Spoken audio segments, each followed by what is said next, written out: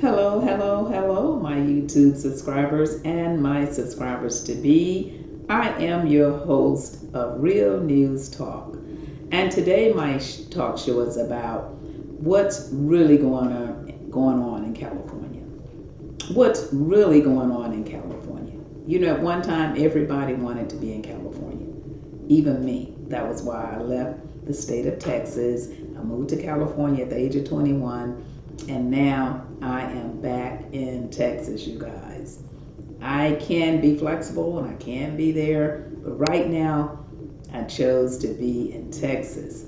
Now, oftentimes people would ask, well, why do you like Texas better than California? Then when I'm in California, people was like, what are you doing in California? And you can be in Texas. The people in California don't like the South, and many of the people in the South don't like the West Coast. Reason being because the people in the South, they talk about the earthquakes on the West Coast, and the people on the West Coast, they talk about the floods, the rain, and the slow pace of Houston. And but what they don't know is not as slow as it used to be when I left when I was 21 years old, which was why I left, because there was a lot of racism going on. It was really nothing to do for young people. It was just really slow, and I needed something to give me a thrust. And so I am happy I went there because I was able to expand my horizons, and then I was able to share them with my family and come back home where I belong, if you would say. Now look, what is really going on, you guys? I know I smile a lot because I've been smiling. I think I showed a picture of me when I was a little baby. It's just the way I am. I could not even be feeling good sometimes and I'm still smiling because I don't want to put my problems on you. And I was born with a smile. Remember, this song was like smiling faces. Sometimes they don't tell the truth. Because a lot of times people are smiling to hide if they are hurting inside. And many are crooks. I thank God I'm not. Mine is a natural smile from birth. If you look back at some of the videos, I think I did a picture showing you that I was smiling in a big old family chair. Just smiling, and had a couple of coins that someone had given me. I think it was like some pennies or a nickel, and I was just like, just as happy as I could be. And I was about maybe 2 or 3 years old in a diaper. Well, actually, I had to be a little older than that because when I was smiling, you could see all of my teeth. Just same teeth that I have now, same smile, everything. But anyway, back to Southern California. They were saying that California is now becoming a nightmare. Southern California, well, California period, is becoming a nightmare because of all of the homelessness going on, and it's getting worse. The high rent, people can't afford it even if they have good jobs. That's why many people are living with each other and they're just piling up on each other. People that don't even know each other are shacking up together just to have a roof over their head. I know when I go to Los Angeles, it's always like that. It's just so many homeless people. It would just make you cry. You just wouldn't believe how homeless, over here you got the homeless people, and then in Hollywood you got the rich people. And nobody's trying to help the homeless people. Not even the homeless people. They're not even trying to help themselves. Now, I know in the Bay Area, San Francisco area, a lot of the people, they want to be homeless. They like living outdoors. They love living on the lake. I even had a client that she became homeless, and she took her sister to the lake. And they lived on the lake, and someone went and they took the phone to her. I couldn't believe when they told me that this classy lady was living outdoors in the park by the lake. And I was like, she says, I'm going to give her the phone so you can actually talk to her and you will see what I'm saying. And she was like, hello, hi, I love it out here. It's so beautiful, it's so wonderful, it's so fabulous, I'm so free. And so people were trying to get her in a home. at that time. I think now, finally, after maybe a year or two, they were able to place her somewhere. But she actually told me she loved living outside homeless. And she says, I have everything I need. I have my tent, I have my blanket, I have this. If I need food, I can go over there to restaurants, because you have restaurants on every corner.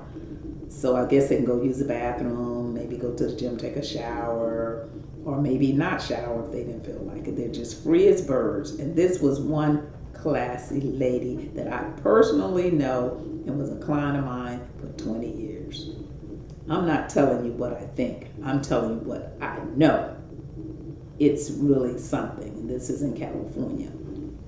And then her sister, what topped the cake is somebody told me that her sister was out there too. So they both were homeless together. That is something else. Oh my God, what's going on, you guys? What's going on? Another friend of mine told me, well, she lives outside of San Francisco.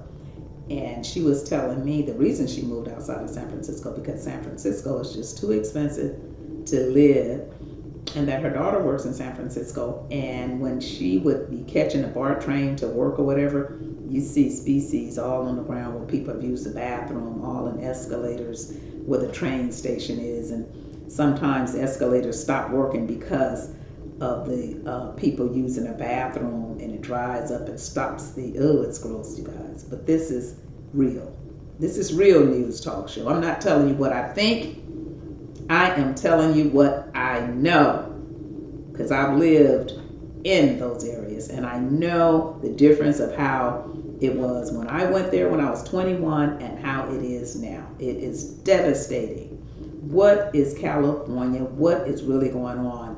And I read online just moments ago, it said California is becoming a nightmare. So all of the people that wanted to be celebrities, I could have been there on the big screen right now, because I am a SAG screen actress. If I was there, if I went to cast, I could be there anytime. I can do it and go cast myself, and I can land some roles and be there. But it is something else. I do not want to live in California. No. When I did my commercials and my TV activities and my acting, I did it and brought my butt back home to a quiet place. Because if you don't have the porno style going on, you got the, and those fires are devastating, the worst fires there. I mean, fires. So people talk about Texas. Why do you want to live in Texas? Well, for one thing, the cost of living is less expensive. For another thing, you're very warned about hurricanes, and it's up to you if your butt want to sit there and flood out, or if you want to go. Just like when Ike came, remember Ike? And I was in California doing a commercial in Newport Beach, California. So I looked up and I missed Ike. And a lot of people stayed here and they became homeless because they did not go when they was told to go. And I possibly could have been one of those people, but it just so happened that they called me to do a commercial, and I had my business in California, so I was already going there, and I told the producers, I'm going to already be in California, so you don't have to pay for me to fly from Houston to California, because I'll already be there. And so the devil told me, no, change your mind and let them pay for you to fly from Houston. You save your money, get your money back. But I didn't do that, and I thank God I didn't, because that particular commercial was a commercial that landed me Screen Actors Guild, because I happened to be the lead in the camera that day in Newport Beach. So I'm looking all around for other actresses, because I thought I was just going to be one in the crowd, and they go, no, it's on you. The camera is on you. So I had to rise to the occasion, baby, and that landed me. And I didn't know, I was just signing a contract, because actually I'd already worked with the production company before, so really I didn't even read the contract, because I already know they're going to pay me. I've done, about 8 or 9 commercials with them in Australia and in the US, so I knew they were going to pay me, but I had no idea that that particular one was a Screen Actors commercial that landed me into the guild. And so I just signed it, and then went on about my way. And later I received a letter congratulating me, as a screen actress from Alan Rosenberg at the time, who was the president of Screen Actors Guild. And I received that letter, and I was like, oh, okay, now I can hit the big screen if I want to. So that was some years ago. But the thing of it is, I decided to stay in Texas. And I said, if somebody wants me, and if somebody hear me right now, they want me, fly me there and I'll come. And I'll give you a good job, because I am a camera person. I have a big mouth. I know how to talk. I know how to do whatever the producers tell me to do. That was why they kept calling me back. Not to be bragging, but over a period of years, I've learned TV. I worked in the studio with Linnell Campbell, the comedian. We had our own TV show at Soul Beat Television Network in Oakland, California. And, and Chuck Johnson was the owner of that station, which was one of the first African-American television networks. So that's where we actually got our start in television. Linnell used to come in my business, and she would buy her makeup so she can look pretty for her show. And I would frequent all of her, she would do her stand-up comedy, around in the Bay Area. So we would go and frequent and visit, all of her stand-ups. The girl is funny. The girl is funny. Linnell Campbell. You guys, you gotta see her everywhere. Now I think she's at Jimmy Kimmel Live.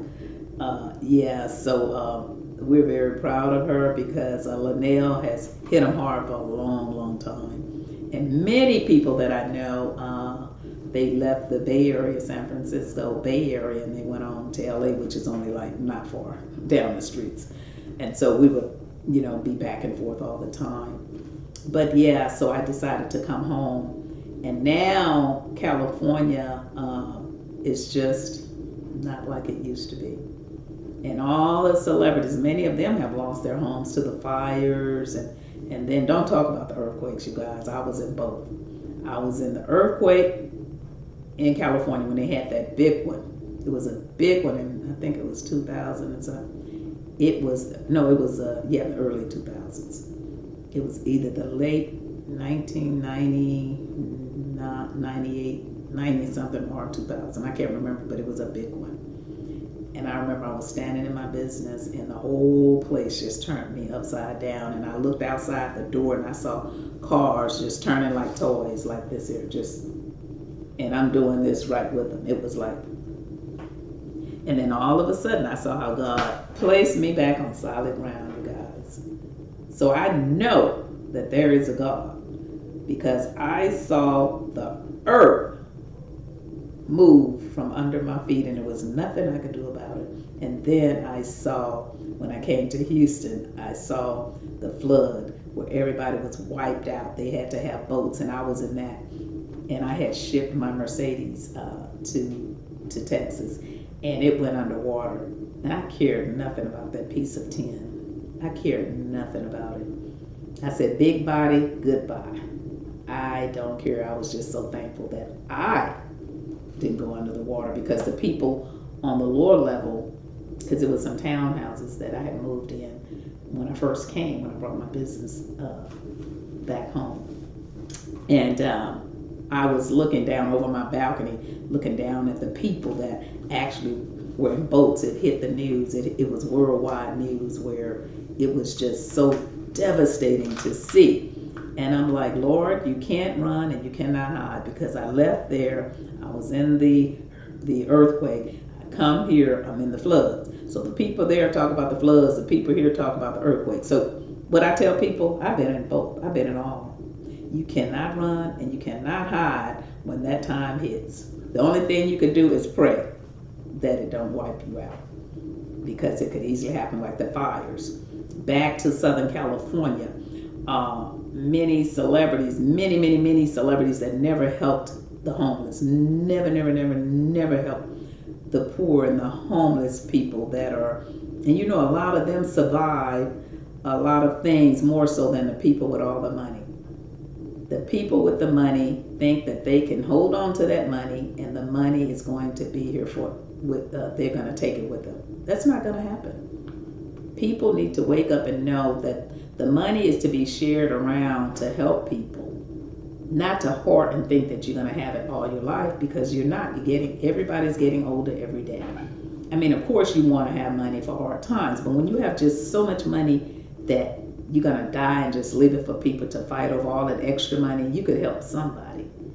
And those homeless people, they really need help. It is so sad to see Los Angeles like that, and to see you have all of those celebrities and nobody's offering nobody anything. They're just wrapped up in their own world as if they're it, until God knocks down a house, knocks down a child, knocks down their mind, knocks down their career. Then that's when people seem to wake up. But didn't the parents teach them that for the love of money is the rule of all evil? You cannot put money, that's me, celebrities, a billionaire, trillionaire, I don't care who you are, you cannot put that money before God. Oh, no, no, no, no, no, no, no, no, no. You are just here on borrowed time like everybody else. It doesn't matter. My money, your money, his money, her money, all of that money is going to be here when we're gone.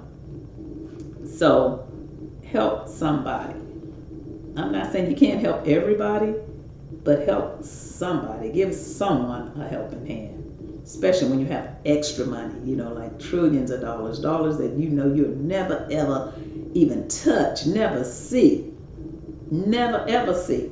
And then a lot of people just drop dead and they never did nothing for anybody. That's really something. So yeah, they said California, those people in California that have been all high and mighty, now all this stuff is hitting California. And I know a lot of people move away from poverty and they move way up in the mountains. And you know where it hits first? Have you guys noticed that it always hits where the rich is? It always goes up high and brings the houses down. And my mom used to tell me, this is just a comparison. She used to say, what goes up will come down. So all the high and mighty that want to get away from all the other people, and they go so high up, when the fires and stuff come, they go straight to them. And things start tumbling down. It's not what I'm saying. It's what you can see. You see it on TV, you see it in the news, and hopefully some of these rich people will see it too, because it's not good to try to be more than the next person. Really, it's not. Because God made all men and he made them all equal. I mean, I'm not saying you have to live in the ghetto or whatever, but at least if you can lend a helping hand to someone and not be so high and mighty that you cannot help someone or think you're better because you're not. And that's when God starts tapping in on kids. See, he starts, when people think like that, what God does, he goes through the family. He hurts a loved one. He hurts what you like the most. He takes away your house. He works in mysterious ways when people are like that. You got to be deeper than that, people. You got to be tapped into the universe, and you got to know this so that it won't happen to you. And then you can look at the people that it do happen to and say, wow, they didn't even know. They did not know that all of the fame, all of the richness, all of the big houses, all of the Rolls Royces, all of the Lexuses, all of that.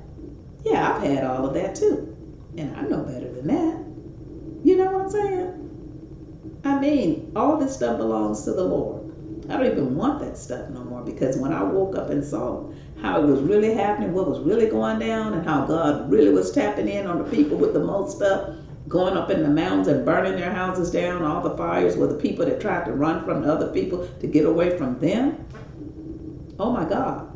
Were the people that use their money as power, like Felicity Huffman and them, and Lori Loughlin, how they use their money to get their kids in colleges, and look what happened. You see, that stuff backfires.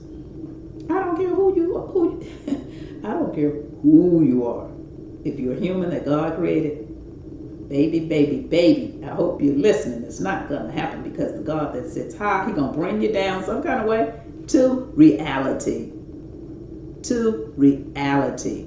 Like Lori Loughlin, She should have admitted that she was guilty, and she didn't. So now she's going to have to pay time. Your money can't buy your time. I mean, look, they going after the president. So who do you think you are? Anybody else? Who do they think they are if they going after the president, okay, of the United States of America? They going after anybody that do wrong. So don't think that your money it can't do it. What it can do is get you in trouble.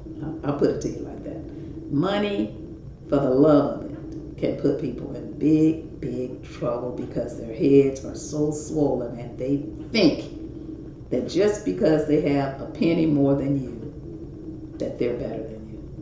And they're not. They're not. And that's what kids need to be raised to talk, that even if they see other kids, their parents may come to school in a Mercedes, or their parents may pick up the other kids in a Lexus. Don't feel bad. Always know. And I am so happy my parents taught us to always have self-esteem about yourself and pride, and that no other man on this earth is better than you. That's the way we were raised. No other man, because the Creator created all men. And people that are wrong before they leave here, they will see it. They will see it. Even people that do you wrong, they will see it. And it's not what I think. This is what I know.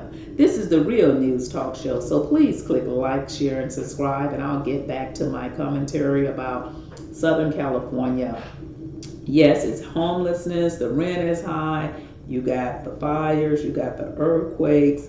You got the drought. Remember the drought? And actually, to speak on that drought, I remember when I moved to California, it was a rain. This was in 78 or 9. And it was a drought. And so I'm young and I'm leaving Texas, and I'm going on, I'm going to California. I'm going to California. I'm so happy. It was a whole nother thing. I was kind of disappointed because at that time it was a drought. So finally, the people had to put like buckets and tubs, and at this time, they had buckets and tubs, and they was trying to. At this time, I think it wasn't a drought. It was a rain. It was a rainstorm, and it rained for days and days. This time it wasn't a drought, but you've had the droughts too. But this time it was the rain, because I remember they had sandbags everywhere, and I was like, oh my God, is this what I'm coming to? They had buckets everywhere and sandbags everywhere. It was a mess. It was horrific. I was like, what in the hell am I coming to? I left a beautiful place and now I'm here. And the only reason I stayed, you guys, because I was determined to make it in California. I was determined not to let myself down, because a lot of my family really didn't want me to go. And so when I moved, and I really didn't know anybody, and I was not going to be a failure. I had God all the way. I was not going to be a failure. I was going to be an asset to my family. And so I prayed about it, and I talked with my mom. I said, Mother, do you think I should move to California? She says, look, baby, I'm going to put it to you like this. She says, you got to pray about it. Because if I tell you to go to California and something happens to you, I wouldn't be able to live with myself. And you know, that was the best answer my mother could have given me. That was the best answer, because she didn't want guilt on her with her child moving to California, not knowing anybody, and something happens, and she told her to go. That was the best answer. So when my mother told me that, I prayed. And what made me go, I wrote it in my book too, The Seventh Sibling. I'm the seventh sibling, so I was very bold and young at the time. And the sky was the limit to me anyway. And so what happened, my cousin, I told her my desire to go. And you know, she says, okay, I'll buy all of your furniture and that'll be your money. And that's how I went. I hardly had any money, but I had enough to get there. But that's how I went. It was really something. And then I was working at a department store selling the Floyd Roberts cosmetics. So instead of quitting the store. And I tell young girls that this is my story and it's in my book. I have a copywritten book, The Seventh Sibling. I did not just quit the store. I actually I didn't call, but I did a handwritten letter, because at the time, typing wasn't that big. And I wrote Floyd Roberts directly. And I told her my desire to move to California to pursue skincare, my skincare career. And guess what? She called the store and the rest was history. So I was able to sell her products in my business. I was able to sell the Iman, Patti LaBelle, the Derma Blend. Her husband, Dr. Roberts, founded Derma Blend, which was a corrective cosmetics. I was one of the first to sell that. They came and showed it to me. I was in San Francisco at the time in Union Square. And they had it in a little package they were showing me before they put it on the market. And they said, you have the personality, so you can sell our products. And I did for years, like about 35 years. And I still have some of those pieces to this day. It's really something. I still have the tester units and everything from selling the Floyd Roberts Iman, because she merged with Iman. Patti LaBelle was the spokesperson. And at one time it was Nancy Wilson. And I recall a signing with Eartha Kitt. That was actually the first celebrity that I met in San Francisco, Union Square. And Eartha Kitt. And she was signing autographs, and she had her little cup with her liquor in it. I have all that in my book. I'm not going to go into it, but it was really something, quite an experience. But just from me following my dream, this is real news talk. I have all the pictures to back it up. This is what I actually did. I went and I pursued it, and it worked. And then I came back home to be with my bedridden mother. Could have been in Southern California, and really, really happy that I'm not right now, because I just saw that. You can Google it up. It said California is becoming a nightmare.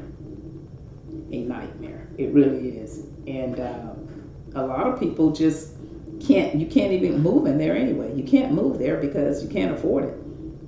You can't afford it. I tried to give some people business. Actually, I did give a lady's contact, and he sold her house here in Houston from California. And I met the lady on the plane flying from one business to the other. And she was like, I sure want me a house in Texas because this California property is going up. I said, oh, okay, I can hook you up. I know somebody. So she ended up buying a big house out in Tascasita, Humble area outside of Houston, near the Intercontinental Airport. Just on the plane and talking, I hooked that lady up with the property. And I know many people, that have moved here because it's just too expensive. And like now, if I tell somebody in California, because I have brokers, there that I'm connected with, and so I'm like, including we own the real estate company as well. And I was like, look, I want to send somebody there. They want to buy. They have some service stations. They build Exxons out here, and they want to come there and build some. If you have any land there, let me know. And he was like, I haven't called him. I said, you haven't called him? Why? He can't come here. How do you know? That's why he's in Texas. If he could come here, he would have already been here. I'm not wasting my time with that. He cannot afford it. I'm like, but this is a big time Exxon. I mean, this guy buys land. He said, that's in Texas. He says, yes, he buying a bunch of land in Texas, because in Texas, you can get it cheaper. But if he come here, he's going to have to spend millions of dollars for what he wants, and he's not going to do it, so I'm not going to waste my time. And that's just how the California people think about it, the brokers and the realtors. They're not wasting their time with Texas people because they know they cannot afford it. Otherwise, they would have been there. Everything is sky high. And like they were saying, that's why the people are moving to Texas, because of that reason. And that's why they do all of their business in Texas. And that's why real estate is booming now in Texas, because people are getting out of California. But I'm happy I still have my land in California, because it's almost impossible to get there And a lot of people don't want to get there anymore because of all this stuff that's going on with these fires. And that smoke was so thick, they said, until people couldn't breathe. And then guess what? Near my house, well, actually around my house area, they cut off all the power there in California.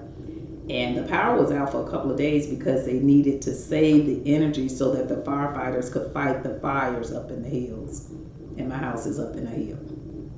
And so therefore, it's not as high as some of the people that went past me on up. You know what I'm saying? When I was speaking earlier about the people that's trying to go to the highest because they had the most money.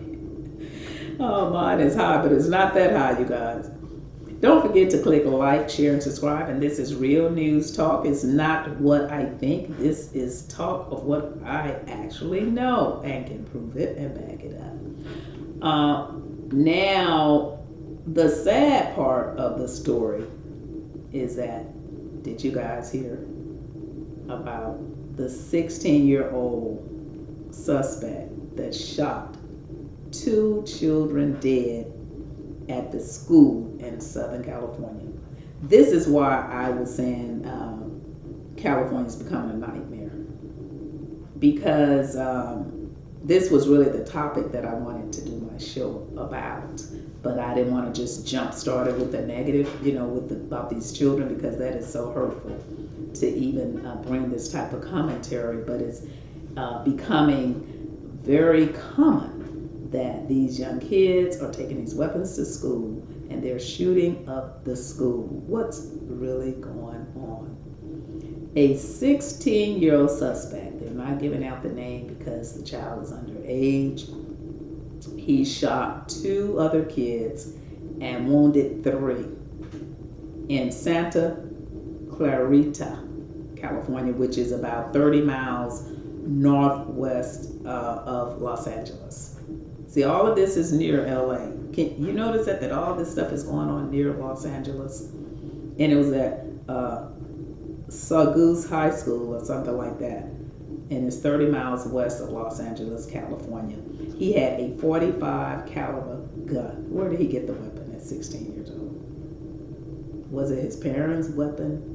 Was it a weapon somebody broke in someone's house and stole? Where did this 16-year-old get this .45 caliber weapon from? He shot himself in the head, and he is in serious condition because he knows it's over with him. It's over. It's over because they're going to wait until, possibly, they will wait until he becomes an adult, and he will be charged as an adult for doing this serious crime. Neighbors shielded some of the kids, were able, when they heard the shots, a lot of them thought it was just a band or something going on. That stuff confuses you when you hear something out of the ordinary, but it sounds like it's something you're familiar with hearing. And so for those kids that caught on to it, they were able to get away before they possibly would have been shot. So they ran across the streets. This one girl, Rodriguez, she ran across the streets. I think she was 16 also, and told a neighbor what was going on, and the neighbor let a lot of the kids come in for shelter. So the young man that did the crime, he shot himself. So he actually thought he was going to kill himself. But you see how he didn't die? Because he needs to live to tell why. He needs to live to pay for the crime. He needs to live to tell where he got the gun from.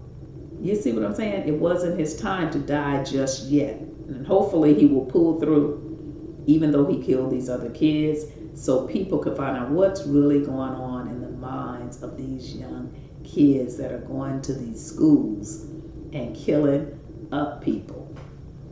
I think I read it was some guy they let go that had been in the military, and he says, I'm a white boy that shoots up schools or something like that, and they let him go. Well, he probably think they let him go, but they watching him. Because if someone says that, that's in their minds. That's a sicko to even say that I'm a white boy that goes and shoots up schools. What is really going on in the minds of these kids? I wonder if their parents was on drugs when they were conceiving these children. I wonder if these kids are getting a lot of love, or are they being bullied in school?